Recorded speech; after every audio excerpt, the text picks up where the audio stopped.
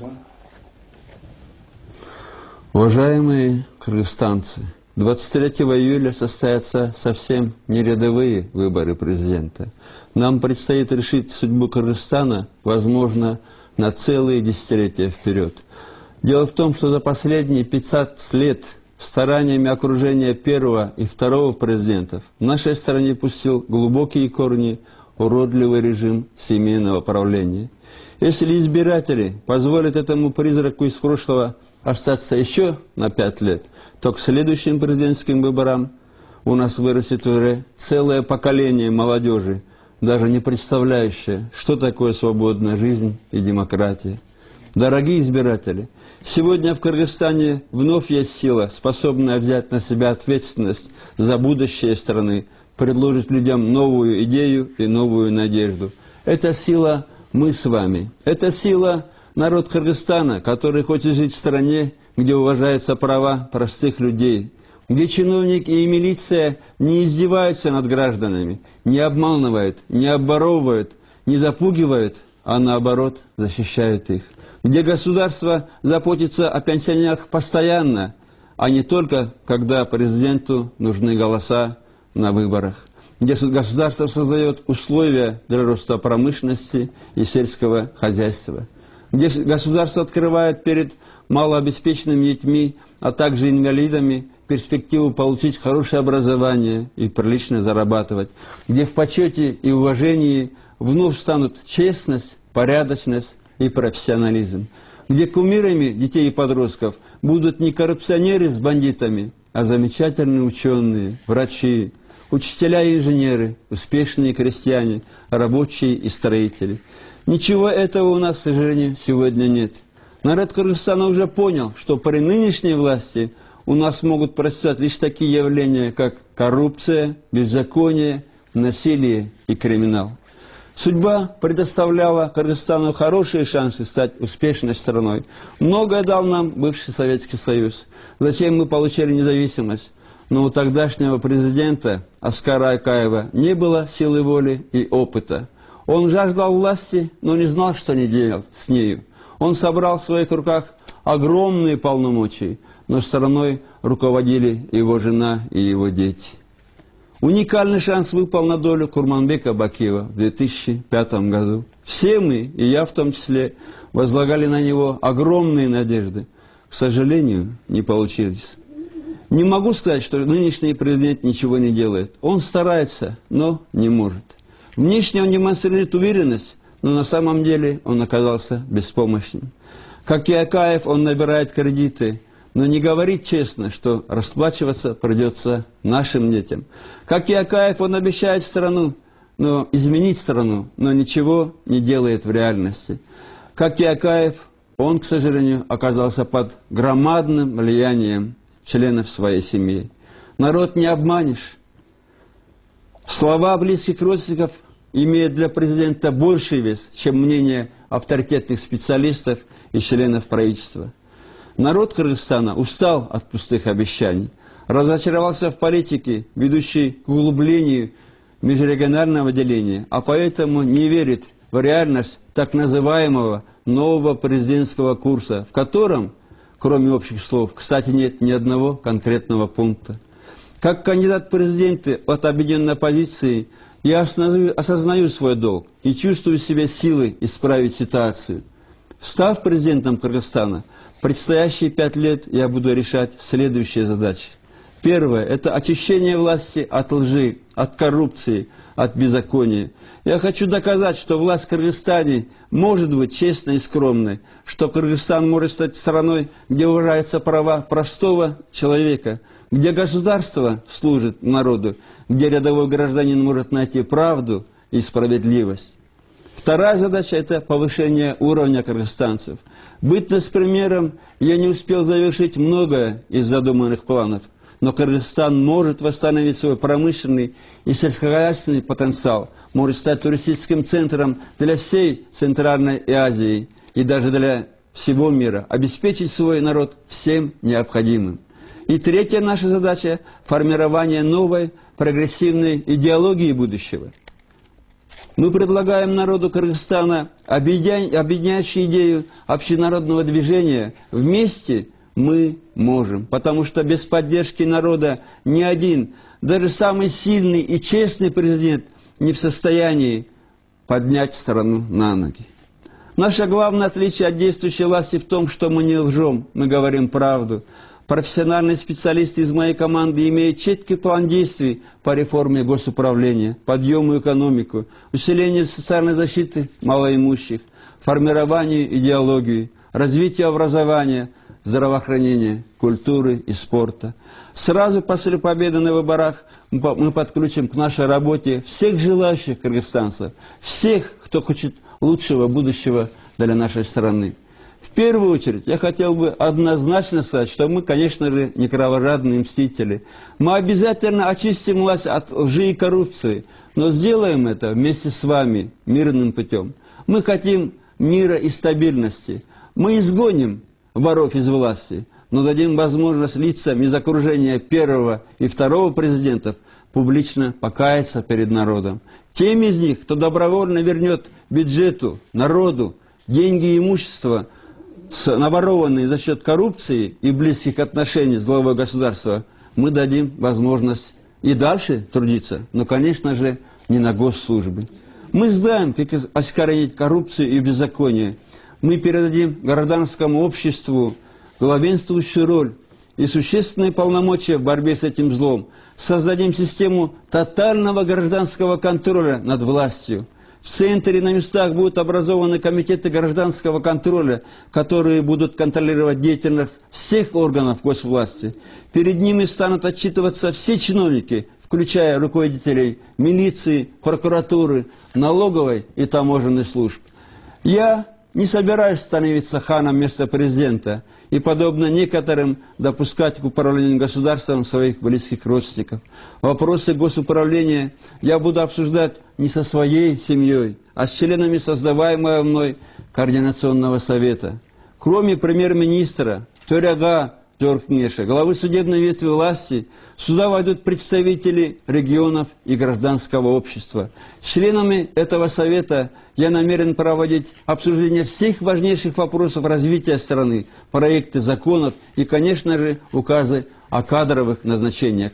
Во главу угла нашей кадровой политики, несомненно, будет поставлен профессионализм и еще раз профессионализм. В то же время, смею заверить, в моей команде достаточно представителей всех регионов Кыргызстана, много молодежи и очень много женщин. Мы также надеемся на то, что в нашу команду вольются честные профессионалы из числа сегодняшних госслужащих. Более того, я поставил задачу перед своим штабом найти в ходе предвыборной кампании как можно больше грамотных, одаренных, сильных молодых людей, которые смогли бы работать в дальнейшем в государственных структурах. Еще есть одна важная проблема – это отношения между гражданином и властью. В этом отношении у нас в Кыргызстане все поставлено с ног на голову. А ведь если разобраться, не человек должен лебезить перед чиновниками, а госслужащие обязаны обслуживать, работать на простых граждан. У меня готовы несколько законопроектов, которые в корне изменят ситуацию. Во все законы и инструкции будут внесены изменения с тем, чтобы они создавали удобства для граждан, а не для чиновников. Мы заставим власть, в том числе представителей правоохранительных органов, служить обществу, а не как сейчас, когда они пугают людей, вместо того, чтобы помогать. Мы не цепляемся за портфели и узаконим только один президентский срок. Поправками в Конституцию будут ограничены полномочия главы государства, установлено право на избрание президентом только на один срок, отменена неприкосновенность и неподсудность экс-президентов. Нынешний парламент будет распущен и будут проведены честные выборы. В своем кратком выступлении я не могу рассказать все о своих планах по развитию экономики. Подчеркну лишь, что мы вернем Кыргызстану имидж индустриальной страны, где доля промышленности будет больше, чем аграрный сектор. Но и сельское хозяйство Кыргызстана имеет огромные перспективы, если мы осуществим то, что запланировали. Кыргызстан вновь станет крупным поставщиком мясной, овощной, консервной продукции, фруктов. крестьяне будут получать реальную помощь государства. Мы непременно остановим процесс приватизации энергетики и уничтожим разросшуюся там до неприличия коррупцию и воровство. При нормальном руководстве энергетикой кыргызстанцы забудут о таких позорных явлениях, как веерные отключения электроэнергии, как отсутствие газа. Население страны обязательно будет получать энергию по доступным ценам. Я знаю, что это возможно. Возможно, если власть не будет воровать. Я и моя команда приложим все усилия для того, чтобы ветераны не чувствовали себя забытым поколением. И именно наше поколение, наши пенсионеры, особенно 70-летние, 80-летние кыргызстанцы создавали те материальные богатства, за счет которых развивается страна. Но именно эти люди оказались самыми мизерными пенсиями, эти люди оказались самыми забытыми. У страны есть возможность вернуть долг ветеранам, и мы это сделаем.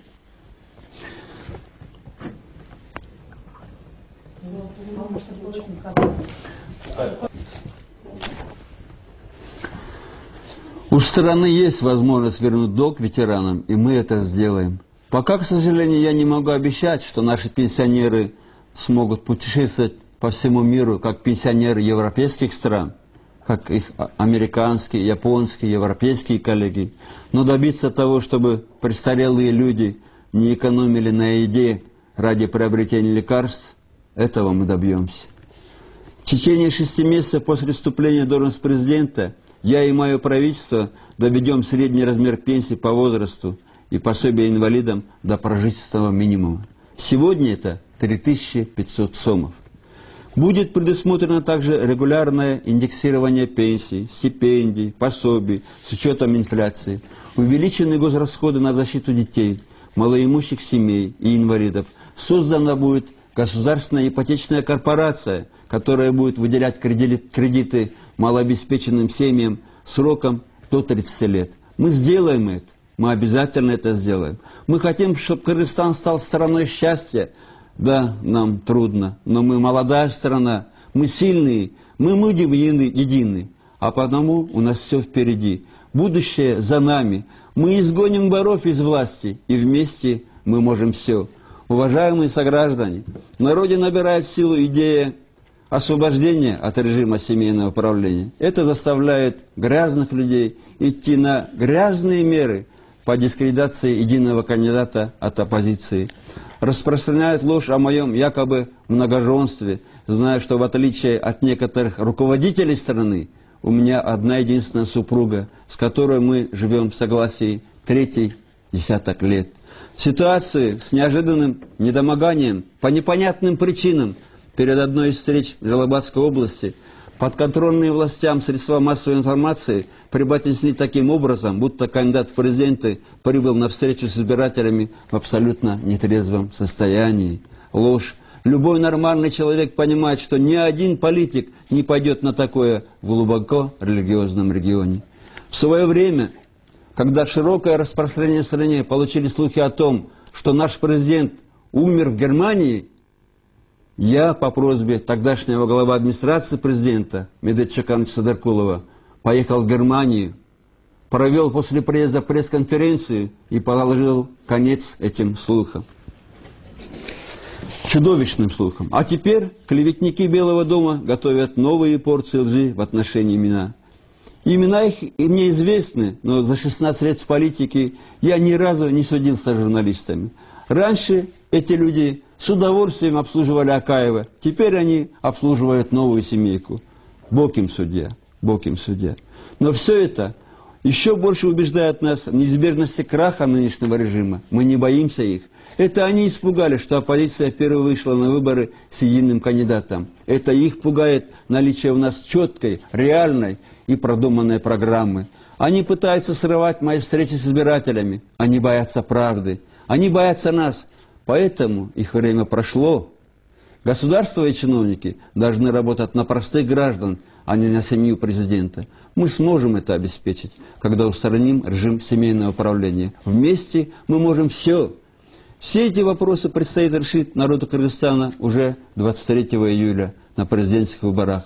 В какую сторону пойдет страна, вперед или назад, решать вам. Мы верим, что кыргызстанцы сделают правильный выбор. Мы уверены в своей победе на президентских выборах. Но мы должны быть готовы защитить свою победу. Для этого нужно совсем немного.